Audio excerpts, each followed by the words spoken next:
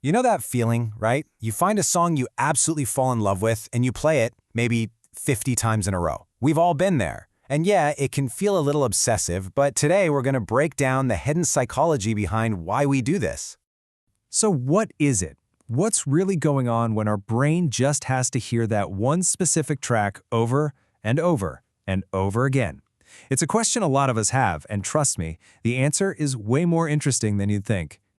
Okay, so let's get right into it. Psychologists are finding that this isn't just some weird quirk. Nope, it's actually a sign that your mind is hard at work, doing things like regulating your emotions, helping you focus, and even giving itself a little reward. We're calling this the loop obsession, and it's basically a window into how your brain is wired. It shows us how you, personally, use music to find a little bit of stability and satisfaction in a pretty chaotic world.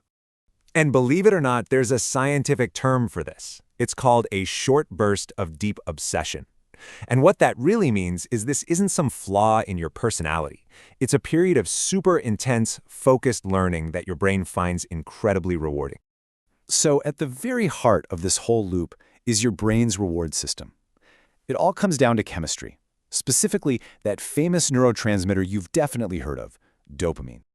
I want you to think of it like this. When you hear a new song that just clicks, your brain doesn't just hear music. It sees a puzzle, a really cool puzzle, full of lyrics and rhythms and emotions, all just waiting to be figured out.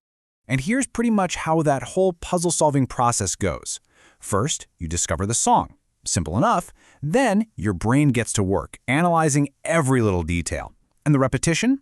That's you feeding what they call your brain's intellectual hunger. You're just satisfying its curiosity.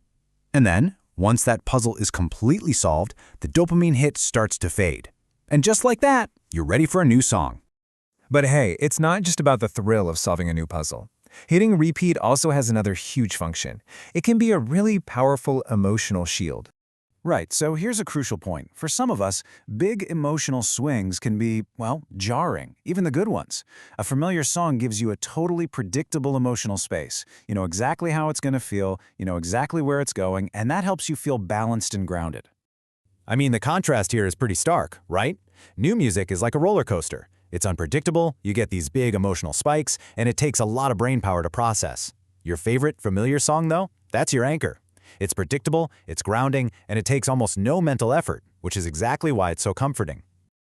Okay, on to our third reason. And this is a total lifesaver for anyone out there whose mind just never seems to shut off. We're talking about using music to find focus in all that mental noise. If your brain is constantly jumping between planning, worrying, and daydreaming, it can feel like total cognitive overload. Well, a familiar song on repeat acts like a background track that doesn't demand your attention. Instead, it actually quiets down all that internal chatter. So how does that work exactly? Well, because the music is so familiar, it takes almost zero mental effort to listen to, which frees up your mind for deeper thinking. It creates what psychologists call a space to wander, a safe place where you can connect ideas without getting distracted by brand new information. And finally, let's talk about recovery. Because for people with high social sensitivity, this habit isn't just helpful, it can be absolutely essential for recharging your batteries. Look, if you have a pretty sensitive nervous system, a long day of navigating social cues and dealing with other people's expectations can be completely draining.